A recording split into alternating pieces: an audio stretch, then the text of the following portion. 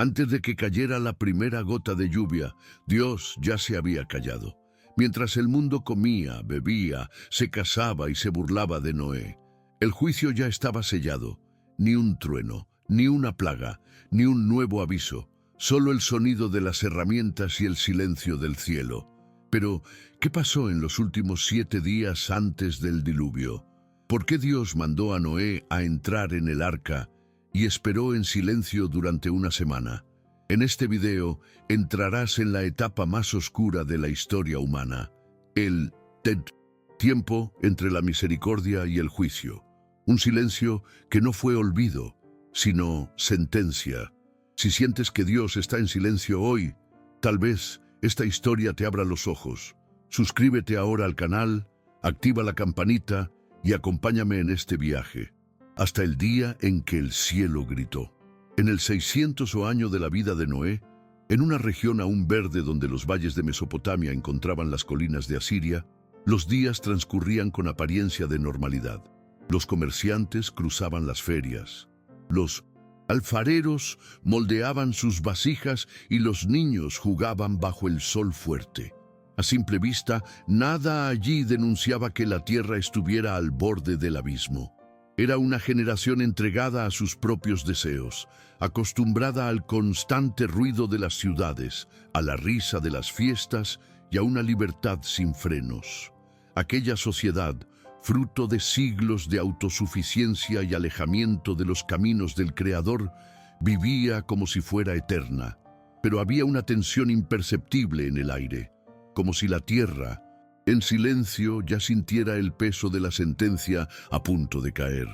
Noé, ya un hombre anciano de voz ronca y manos encallecidas, era una figura solitaria a los ojos de la mayoría. Durante casi un siglo, había trabajado en la construcción de una estructura colosal, hecha de madera de ciprés, en el borde de un valle que, para los demás, no anunciaba que sufriría ninguna transformación. Muchos se reían, otros lo llamaban loco, fanático, viejo perturbado por delirios de dioses olvidados. Pero él no respondía. Ya no predicaba en voz alta como antes, solo golpeaba, cortaba, martillaba. Sus hijos lo ayudaban en silencio. Con cada golpe de hacha parecía avanzar una cuenta invisible. Y mientras la madera se unía, el cielo, durante décadas, no pronunciaba ni una sola palabra. La vida al alrededor de Noé seguía en espiral de decadencia, pero con apariencia de progreso. Las ciudades habían crecido, los instrumentos de metal se perfeccionaron y los hombres se enorgullecían de su arquitectura y de sus armas.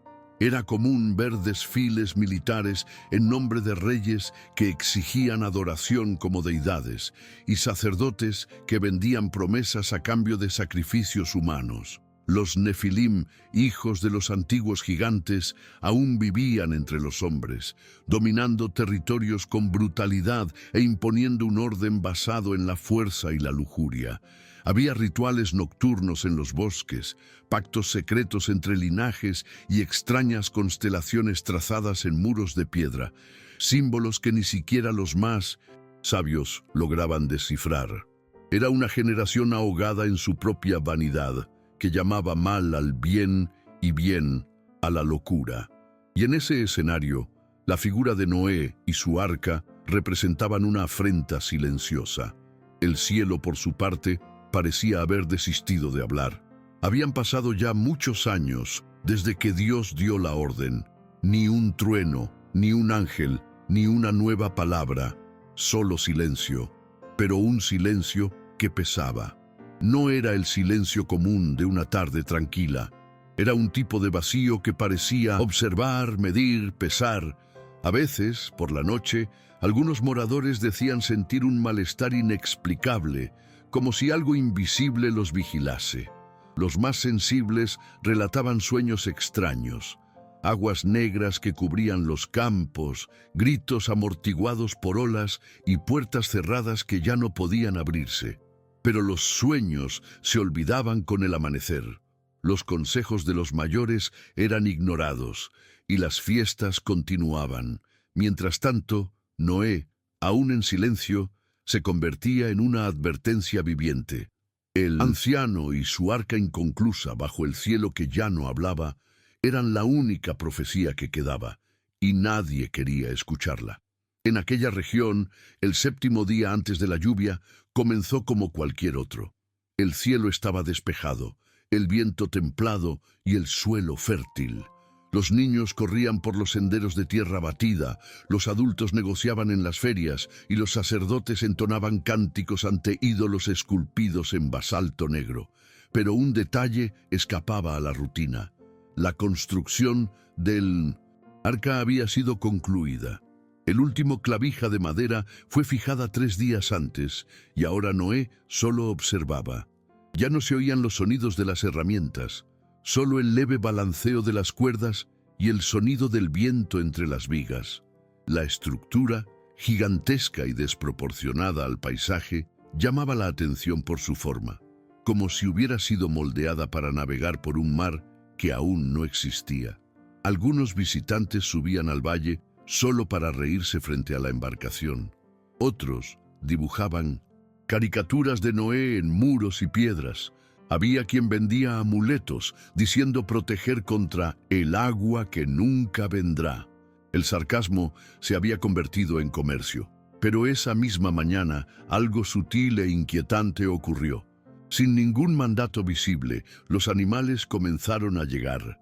En pares, sin violencia, sin miedo, guiados por una fuerza invisible.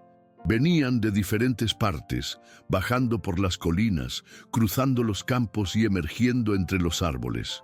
Los hombres detuvieron lo que hacían para observar. Era una escena absurda, casi teatral. Jabalíes caminando al lado de ovejas, aves volando en parejas organizadas, serpientes deslizándose en silencio junto a liebres. Un viejo cazador, conocido por su lengua burlona, fue el primero en reír, pero su risa cesó al notar que los animales lo ignoraban por completo, como si él no estuviera allí. Otros intentaron detener el avance de algunos animales, lanzando piedras o tratando de espantarlos con antorchas. Pero ninguna acción fue eficaz. Los animales seguían firmes, como si tuvieran un destino inquebrantable, y todos, sin excepción, se detenían frente al arca y bajo la atenta mirada de Noé, entraban en silencio, ocupando sus lugares. La llegada de los animales despertó, por breves instantes, un tipo de asombro que ni el más escéptico pudo ignorar. Algunos corrieron apresurados hacia los templos, tratando de consultar a los dioses que ellos mismos habían creado, pero no obtuvieron respuestas. Otros recurrieron a los ancianos, preguntando si en los escritos antiguos se explicaba ese fenómeno. La respuesta era siempre vaga. En tiempos antiguos, esto ya se había visto. Sin embargo, nadie sabía cuándo, ni cómo. En lugar de provocar arrepentimiento, el acontecimiento generó una extraña euforia. Empezaron a surgir músicas, danzas, sátiras. Un grupo teatral se presentó en la plaza principal de una ciudad vecina, representando la fuga del viejo Noé y sus animales. La multitud reía a gusto. La escena de una mujer por una cabra con una aureola falsa arrancó aplausos. La gente transformó lo extraordinario en espectáculo, y como siempre, el miedo fue disuelto por el desprecio.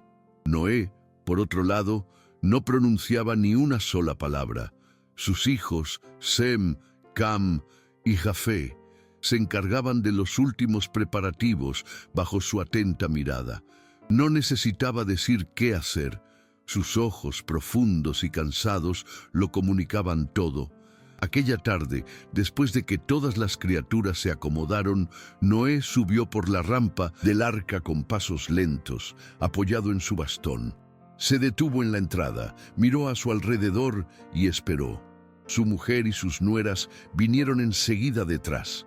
No había emoción visible, ni lágrimas.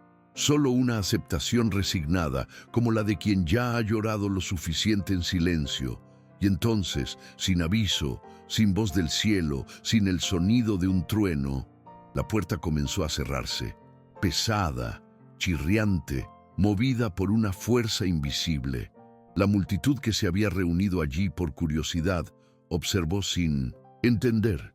Algunos retrocedieron, otros solo observaban en silencio como si algo les impidiera moverse. Cuando la puerta se cerró con un estruendo final, todo el valle pareció contener la respiración. A la mañana siguiente, los rumores sobre la puerta que se había cerrado sola se difundieron rápidamente por las aldeas y puestos comerciales de la región. Algunos decían haber visto una luz proveniente del cielo en el preciso momento en que la madera selló la entrada. Otros afirmaban haber sentido el suelo vibrar por un instante.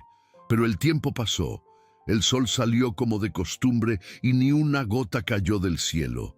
En pocas horas, el asombro dio paso nuevamente al ridículo.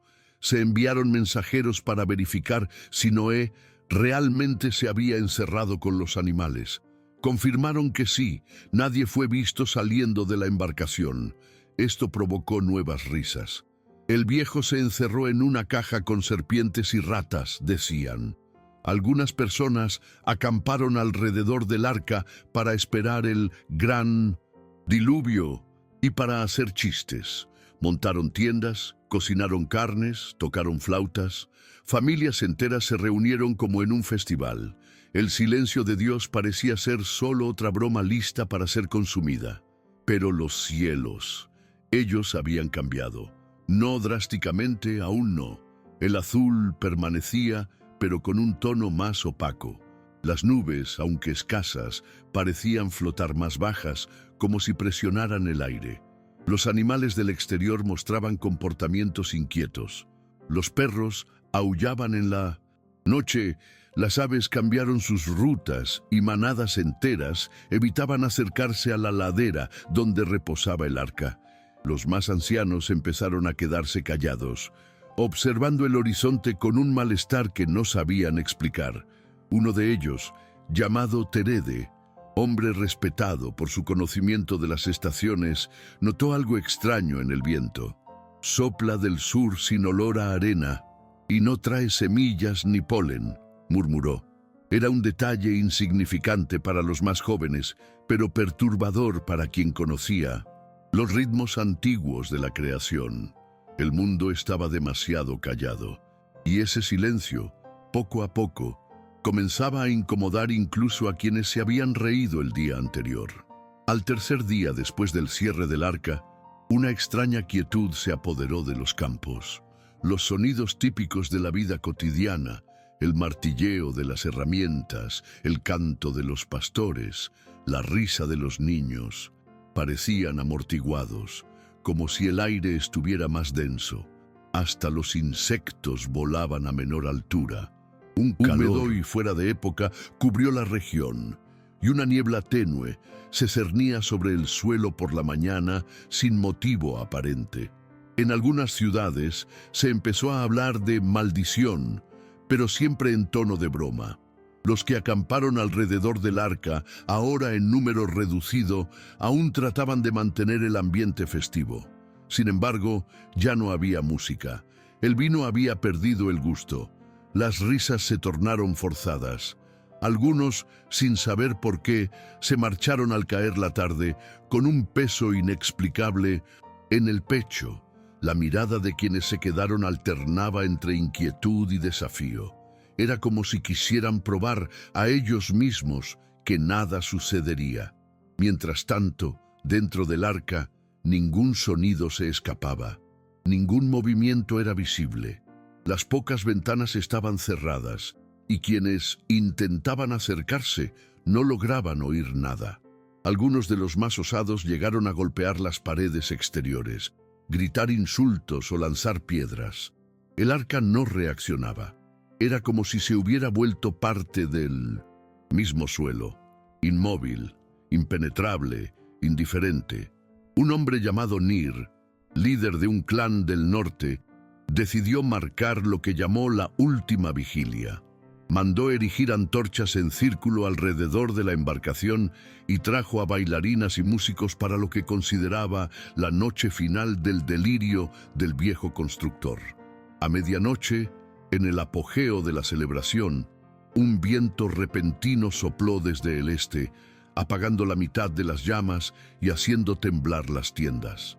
Los animales salvajes, escondidos en los márgenes, quedaron en silencio de inmediato.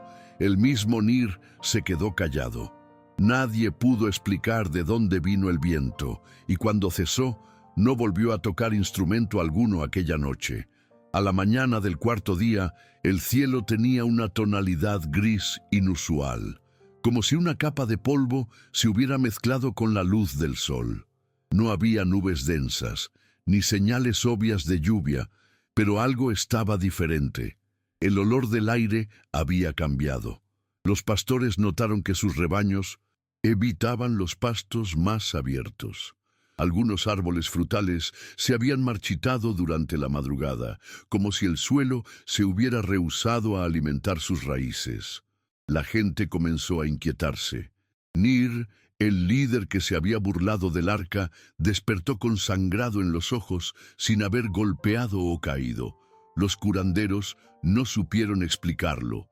Otros hombres reportaron escalofríos, incluso en medio del calor sofocante. Los niños comenzaron a llorar sin motivo y rechazaban la comida. Muchos trataron de justificar las señales como coincidencias, fenómenos naturales o exageración colectiva. Pero los más ancianos, los que conocían las historias anteriores a los reyes, solo negaban con la cabeza en silencio. Noé, allí adentro, permanecía oculto. Ni una palabra, ni un gesto, ni ningún intento de contacto con el mundo exterior. Era como si ya no formara parte de aquel tiempo. Algunos creían que había muerto y que el barco era ahora un mausoleo. Otros decían que meditaba en comunión con un Dios que nadie más conocía. Pero entre quienes se burlaban empezaron a surgir dudas. Una mujer llamada Adina, conocida por tener buena memoria de los textos antiguos, fue consultada por un grupo de jóvenes que querían saber más sobre los días de Lamec, padre de Noé. Ella vaciló pero contó lo que sabía, que el nombre de Noé significaba descanso y que su nacimiento se vio como una promesa de alivio para la maldición sobre la tierra. Los jóvenes guardaron silencio. Por primera vez, la historia que parecía lejana, contada en las fogatas de la infancia, sonó cercana, quizá demasiado cercana.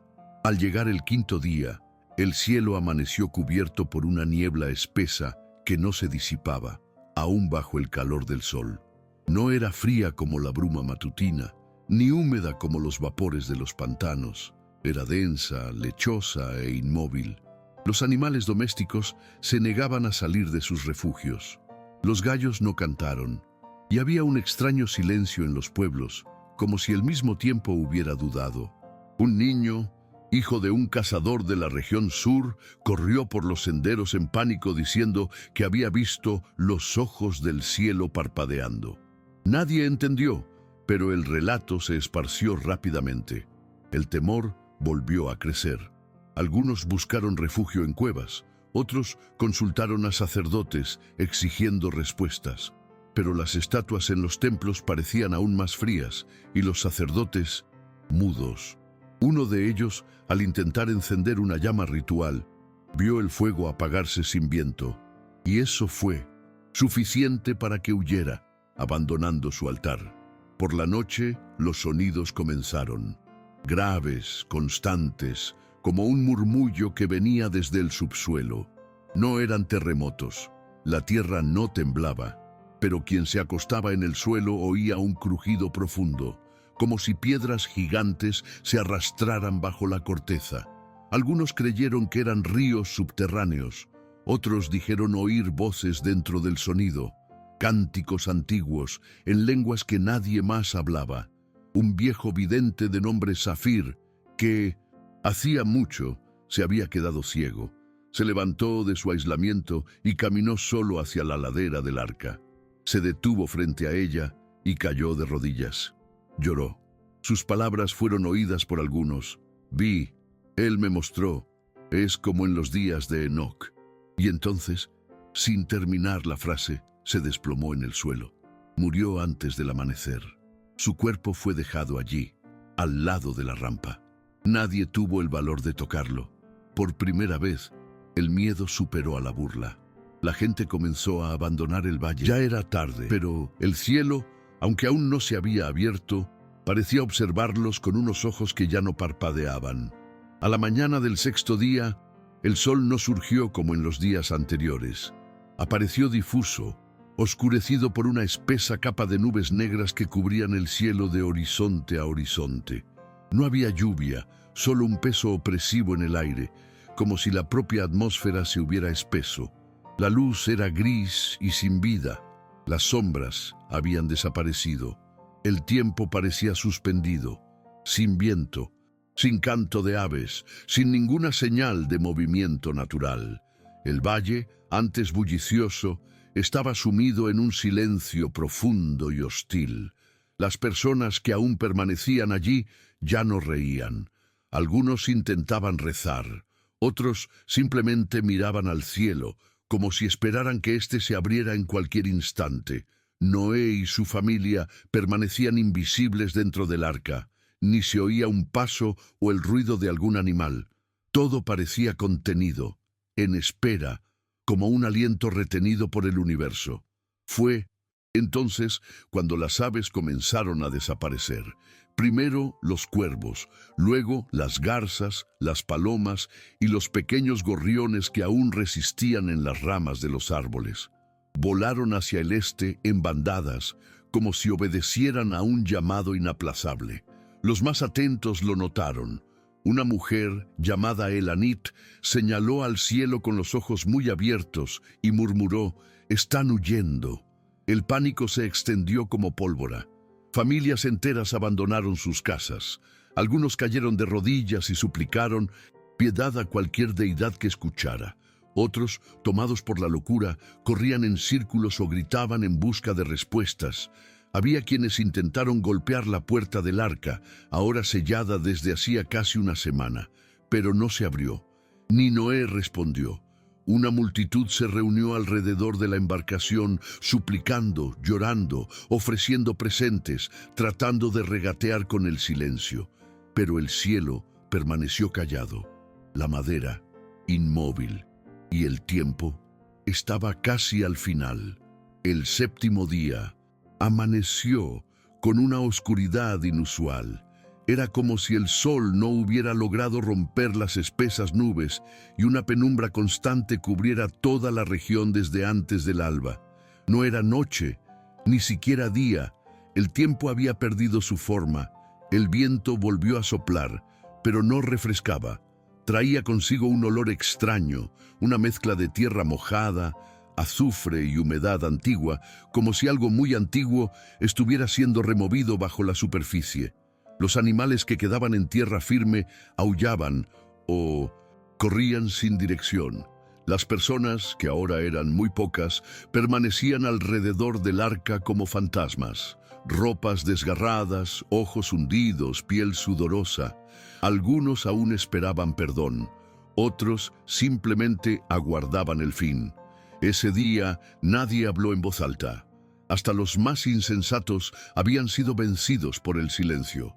Poco antes del mediodía se escuchó el primer sonido. No vino del cielo, sino de la tierra. Un chasquido sordo, prolongado, como madera siendo presionada hasta el límite. Luego otro y otro. El suelo tembló levemente, lo suficiente para que las rodillas flaquearan. Algunas casas en las laderas más altas comenzaron a agrietarse. Pozos burbujeaban. Y luego se abrió una grieta en el suelo seco, liberando un chorro de vapor caliente y húmedo. En otro lugar, lo mismo se repitió, y luego en 3, 5, 10 lugares más. La tierra parecía respirar con dificultad. Los que estaban allí retrocedieron, gritaron, lloraron, pero ya no había a dónde correr. Los más rápidos intentaron volver a las ciudades, pero el camino estaba cubierto de niebla. Los más desesperados se lanzaron contra el arca, golpeando con las manos, con las cabezas, con piedras. Ninguna respuesta. La madera no cedía. Los cielos cerrados por un manto gris, solo observaban. El silencio que había durado 100 años estaba a punto de romperse y el mundo contuvo el aliento por última vez. Entonces, al atardecer del 7º día, cayó el primer rayo.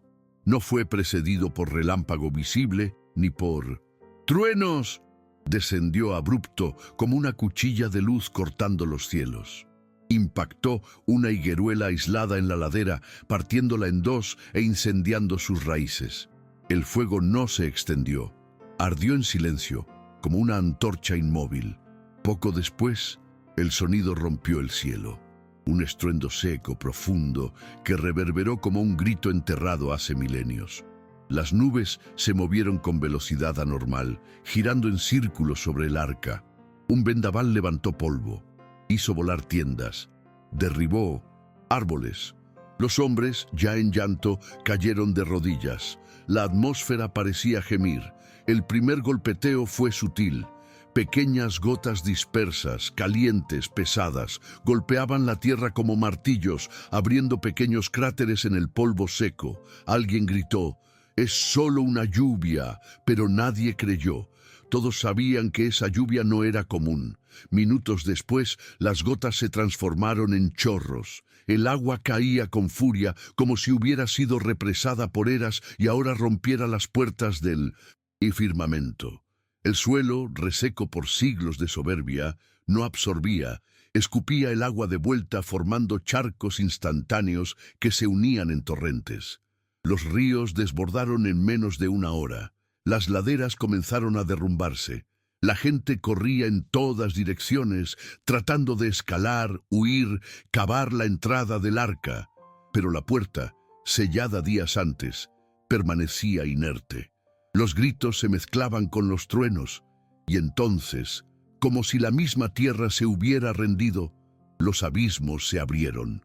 Fuentes subterráneas brotaron en columnas de agua furiosa, lanzando barro y piedras a metros de altura. Era como si las entrañas del planeta explotaran. Ningún dios local respondió, ninguna profecía humana contuvo el caos. El silencio que precedió a la ira había terminado, y ahora la justicia descendía como un rugido. Las construcciones de piedra, orgullo de las generaciones pasadas, se derrumbaban bajo el peso de las aguas. Las torres de los vigías colapsaban como juguetes de barro. Las casas de madera flotaban por un tiempo antes de partirse como cáscaras secas. Los gritos que antes venían de todas partes comenzaron a disminuir, sustituidos por el rugido continuo de las cataratas que caían del cielo. Algunos intentaron refugiarse en los montes, pero los montes se hundían. Otros se aferraron a troncos, pero los troncos chocaban entre sí como si fueran perseguidos. El campo alrededor del arca, aquel en el que durante décadas se había burlado, se convirtió en un remolino de barro y cuerpos. Un grupo intentó subir por los laterales de la embarcación, pero el agua los arrastró antes de que llegaran a la mitad. Ninguna cuerda, ninguna herramienta humana fue suficiente. El tiempo de la misericordia había concluido, y lo que quedaba ahora era la sentencia. Dentro del arca, el ambiente también había cambiado, no por la agitación, sino por la solemnidad del momento. Noé estaba de pie, con los ojos cerrados, recitando en voz baja palabras que nadie más oía. Tal vez dando gracias, tal vez lamentando. Su esposa estaba sentada al fondo, en silencio, tomando de la mano a las nueras. Los animales, por más impresionante que fuera, estaban quietos. Ni un rugido, ni un alarido. Era como si hasta las fieras sintieran que habían sido libradas de algo que los humanos, hasta el último instante, se rehusaron a ver. Sem, Cam y Jafé observaban por las pequeñas aberturas laterales. Veían el mundo desaparecer bajo un manto de furia líquida. No había motivo para regocijarse. Sabían lo que habían dejado atrás. Amigos, rostros conocidos, voces que alguna vez fueron cercanas. Ahora todo era agua, y el arca, el último refugio. Al caer la noche, el mundo que existía dejó de ser reconocible. Las ciudades habían desaparecido bajo las aguas. Los caminos entre las colinas se transformaron en corrientes traicioneras, y los altares, erigidos en piedra, habían sido engullidos por ríos que nacían donde antes había suelo seco. El cielo permanecía cargado, lanzando truenos a intervalos cortos e impredecibles. En medio del caos, un último grupo de sobrevivientes fue visto por uno de los hijos de Noé. Estaban sobre lo que quedaba del techo de un antiguo templo, abrazados, mirando al arca a la distancia. Un relámpago cortó el cielo sobre ellos. Cuando la luz cesó, el templo ya no estaba, ningún cuerpo emergió, ningún grito se escuchó, solo la fuerza bruta de la naturaleza limpiando lo que los hombres habían contaminado. Dentro del arca, la madera temblaba bajo el impacto de las olas, pero resistía. Era una estructura inmensa, construida con proporciones que habían sido ridiculizadas por generaciones enteras. Ahora se había convertido en la única embarcación flotando en un mar recién nacido, sin brújula, sin vela, sin rumbo, solo llevada por la voluntad de quien la ordenó. Noé sentía cada balanceo como un recordatorio, no de su victoria, sino de la extensión de la ruina. Sabía que las aguas no venían solo para ahogar cuerpos, venían para borrar nombres, destruir genealogías corruptas, borrar toda la memoria de una era perversa. El diluvio no era solo físico, era espiritual. Era la limpieza definitiva de una historia que por voluntad del propio Creador ya no debía contarse, salvo por él. Al día siguiente, si es que se podía llamar así, pues el cielo seguía encubierto y el tiempo había perdido sus marcas, ya no se veía ninguna forma de tierra firme. Un océano sin fin había sustituido los campos, las aldeas, las montañas y los templos. El arca flotaba sola, rodeada de nada más que agua turbia y restos de un mundo sumergido. Los cuerpos no flotaban por mucho tiempo. Las corrientes los llevaban al fondo o los arrastraban lejos. Los sonidos cesaron. Ni siquiera los truenos rugían ya. Era como si el juicio se hubiera ejecutado por completo y el silencio volviera a reinar sobre la creación, esta vez no como presagio, sino como luto, un silencio post-catástrofe, profundo y absoluto que no pretendía ser explicado. Era la pausa de un Dios que acababa de cerrar un capítulo entero de la humanidad. Dentro del arca, Noé se mantenía de pie junto a la abertura superior. El viento húmedo entraba por ella, trayendo solo el olor a agua. No lloraba, tampoco sonreía. Sus ojos, secos y fijos, parecían buscar algo en el horizonte. Sus hijos lo observaban con reverencia. Ninguno de ellos se atrevía a interrumpir ese momento. Todos sabían que aquel hombre, otrora ridiculizado, ahora era el último vínculo entre dos eras. El viejo patriarca sabía que cargaría el peso del recuerdo. Sabía que cuando las aguas descendieran, tendría que empezar de nuevo. Plantar, construir, enseñar, narrar. Pero por el momento solo observaba. Porque por mucho que los cielos hubiesen vuelto a callar, ahora el silencio tenía otro sonido. El sonido de un mundo que había gritado por libertad y había recibido justicia. Durante los días siguientes, el arca continuó a la deriva. Sin referencia de tiempo, su interior se regía solo por el ritmo de las tareas básicas: alimentar a los animales, limpiar los espacios, preservar el orden. La monotonía era interrumpida solo por las oraciones susurradas de Noé o por el sonido distante del agua golpeando la madera. El anciano parecía cargar no solo el peso de lo que vendría, sino también la memoria de lo que fue. Cada respiración suya parecía medir los ecos de lo que desapareció. No había celebración ni palabras de alivio. Nadie allí se sentía privilegiado, solo preservado, salvos no por mérito, sino por propósito. y el propósito aún no había sido revelado por completo. Noé, en una ocasión, dijo a sus hijos: «El silencio antes del agua fue más pesado que el estruendo del diluvio». Ninguno respondió. Sabían que su padre tenía razón, porque lo que aterrorizaba no era solo la destrucción, sino el hecho de que ésta fue precedida por un largo periodo de silencio. Un aviso sutil, prolongado, ignorado. Un tiempo en el que Dios observaba, pesaba y permitía que el hombre eligiera su impropio fin. Y ahora, con el mundo sumergido y los sonidos amortiguados por las profundidades del agua, ese silencio parecía resonar con más fuerza. Allá afuera, el mundo ahora era un espejo opaco. El cielo y el agua se confundían en una línea indistinta, en la que ya no se sabía qué venía de arriba ni de abajo. Los únicos sonidos eran los crujidos de la madera del arca, cediendo lentamente ante la humedad, y el ocasional graznido de aves escondidas en los compartimentos superiores.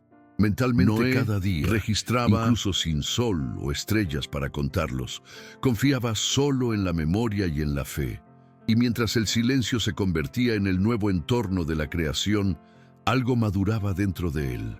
La certeza de que aquel intervalo entre el juicio y el renacer sería, por sí solo, una nueva escuela para la humanidad. Cuando sus pies volvieran a tocar tierra, sabría qué decir, porque no sería una historia sobre aguas, sino sobre lo que precedió a las aguas. Sobre el silencio, Noé pasaba horas solo, sentado cerca de la escotilla. En algunas noches susurraba los nombres de quienes se quedaron, no con rencor, sino con un tipo de dolor resignado, como quien ha visto el fin inevitable de una enfermedad que nadie quiso tratar. Sabía que pocos creerían, en el futuro, que hubo un tiempo en el que el juicio fue precedido por misericordia, y la misericordia por advertencias silenciosas. Quizá algún día alguien recordara el arca, no como símbolo de destrucción, sino como señal de que Dios habla, incluso cuando se calla, y que los cielos, por mucho que parezcan distantes, jamás permanecen indiferentes. Noé sabía que el nuevo mundo comenzaría no con el fin de las aguas, sino con el recuerdo de lo que el silencio anunció.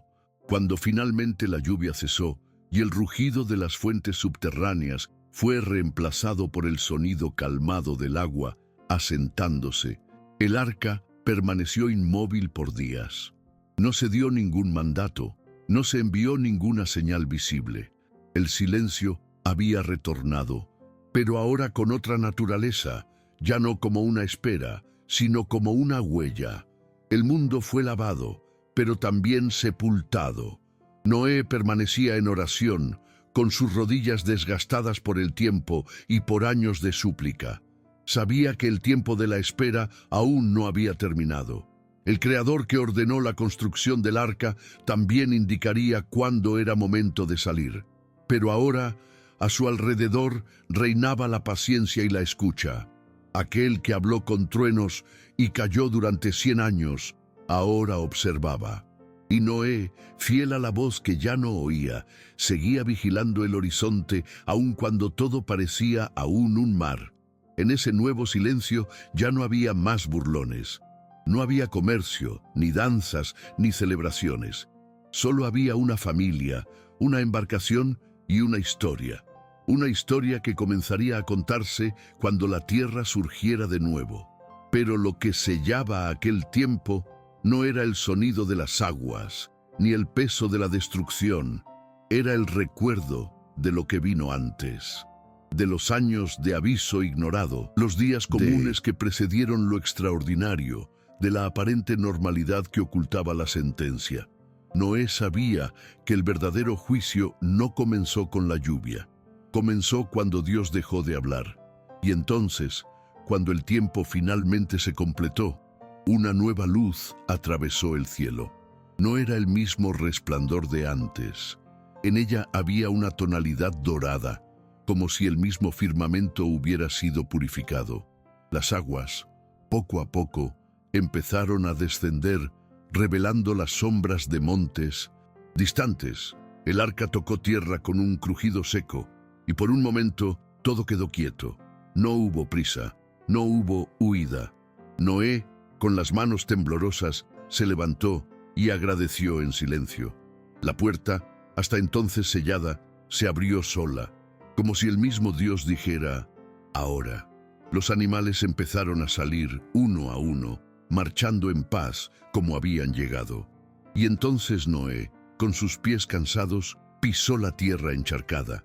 Ya no había multitudes, no se oían más ruidos, pero había un recomienzo. Delante de él se extendía un mundo desnudo, sin ciudades, sin estatuas, sin altares paganos, solo tierra, cielo y el susurro del viento. Sabía que tendría que volver a empezar todo: plantar, levantar moradas, enseñar a sus hijos y registrar lo que habían visto. Pero antes de cualquier acto construyó un altar sencillo de piedra y madera, y allí ofreció su primera acción, no una palabra ni una canción, sino el silencio. El mismo silencio que precedió a la ira. El mismo silencio que, porque Noé comprendía ya lo que muchos nunca entenderían, que a veces la mayor advertencia de Dios es cuando Él deja de hablar. Noé sobrevivió al diluvio, pero lo que nunca olvidó fue el silencio que lo precedió, porque el verdadero juicio no comenzó con el agua, comenzó cuando Dios dejó de hablar. ¿Cuántos hoy viven como en los días de Noé, corriendo, burlándose, ignorando, sin darse cuenta de que el silencio ya ha comenzado? ¿Y tú, estás escuchando lo que Dios aún está diciendo? ¿O ya vives en los últimos 7 días antes de que se cierre la puerta? Responde en los comentarios. ¿Crees que este mismo patrón profético se está repitiendo hoy? Si este video te habló, suscríbete al canal, activa las notificaciones y compártelo con alguien que necesita despertar. Y no te vayas. El próximo video te mostrará lo que sucedió con la civilización ahogada por el diluvio y las pistas que los descendientes de Noé dejaron dispersas por el mundo. Que el silencio de Dios nunca sea el fin de tu historia. Nos vemos en el próximo video. Paz y hasta entonces.